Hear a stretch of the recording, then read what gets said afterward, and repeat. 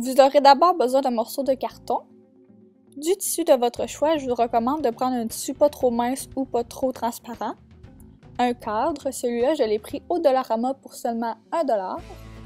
Vous avez aussi besoin d'un fusil à colle chaude avec de la colle chaude, d'une paire de ciseaux, d'une règle et d'un crayon pour marquer les tissus, puis les ornements de votre choix. On va commencer par mesurer la largeur de notre cadre. Puis ensuite, on étend notre tissu puis on s'assure qu'il soit très droit. Puis avec ma règle et mon crayon pour écrire sur les tissus, je vais commencer à faire des petites lignes indicatrices où est-ce qu'on va couper plus tard. Puis dans le fond, j'y vais vraiment avec la mesure que j'ai pris à partir de mon cadre.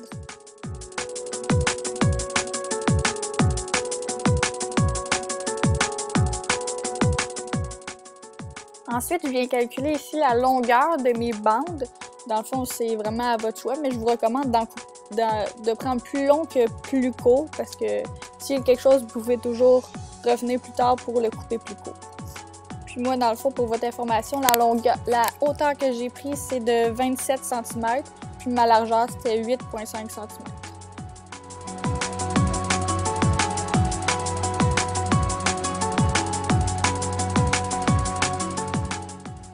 Puis ensuite, je viens simplement allonger mes lignes que j'avais faites précédemment.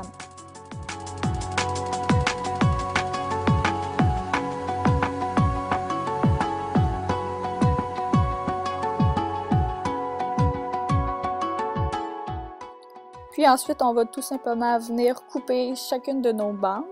Dans le fond, tantôt, je ne l'avais pas spécifié, mais moi, je m'étais fait environ 8 bandes. Ça, c'est vraiment aussi le nombre de bandes que vous aurez besoin. Ça différencie vraiment de la grosseur de votre cadre. Dans le fond, c'est d'y aller le plus près que vous pensez. Puis si toutefois vous en manquez, vous auriez juste à retourner à votre tissu puis à vous en couper d'autres. Vaut mieux pas gaspiller de tissu.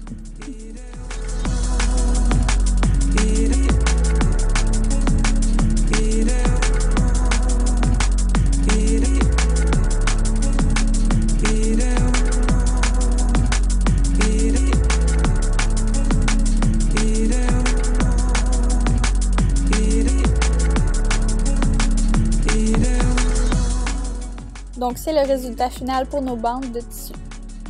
Donc ici, je viens simplement placer mon morceau de carton sur mon espace de travail, puis je vais venir la coller pour être certain qu'elle ne bouge pas. C'est vraiment important de protéger son espace parce que la colle chaude, ça fait des dégâts.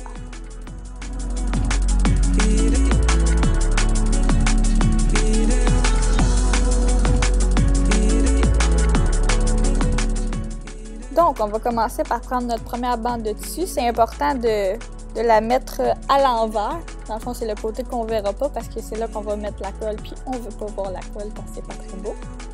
Donc ici, je fais simplement 3 petits points de colle chaude, puis on roule.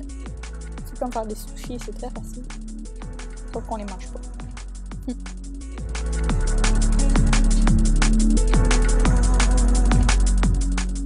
Comme je le montre ici, dans le fond, quand vous sentez le besoin de remettre de la colle, bien, vous en remettez. Comme ça va faire que vos rouleaux à la fin vont être beaucoup plus stables, puis ça va être plus beau.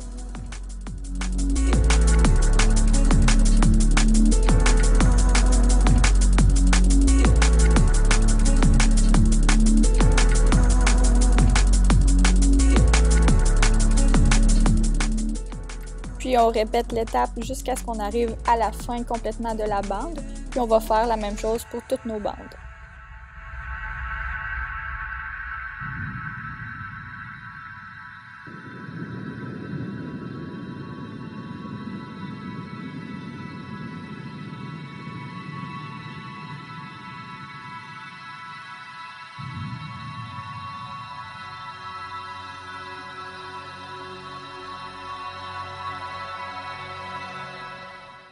Puis quand on a terminé nos rouleaux, on vient prendre notre cadre. Puis ici, j'ai inséré tous mes rouleaux pour m'assurer qu'ils rentraient tous à la perfection puis que c'était tous de la bonne grandeur.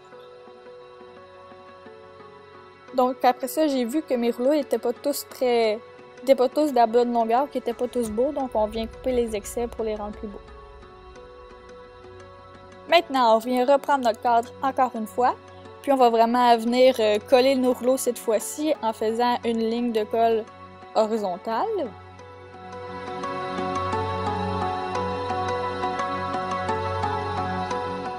Puis on prend notre rouleau, puis on colle, comme je vous montre la partie un petit peu moins belle, puis c'est celle-là qu'on va coller, puisque c'est celle-là qu'on verra pas. Et on répète avec tous nos rouleaux.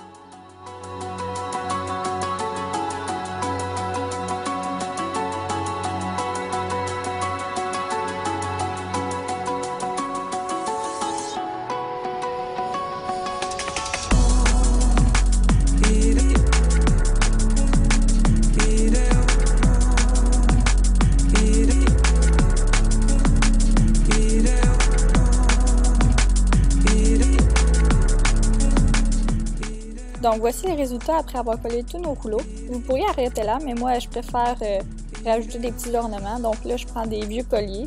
Vous pouvez prendre, vous auriez pu prendre des rubans. Dans le fond, vous prenez vraiment ce que vous avez sous la main.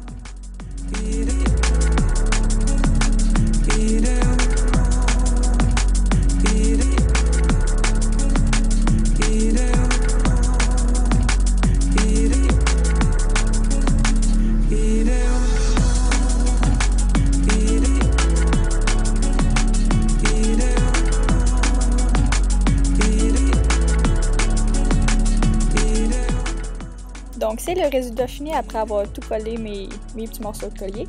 Puis ici je viens prendre un petit morceau de tissu, puis je viens l'insérer à l'arrière à la place de la petite image ou de la petite photo parce que c'est quand même un cadre, donc la vitre est transparente. Puis c'est quand même mieux de mettre un tissu comme ça, si toutefois il y a des petites séparations entre les rouleaux de tissu, ben ça paraîtra pas trop parce qu'en arrière ça va être la même couleur que les petits rouleaux.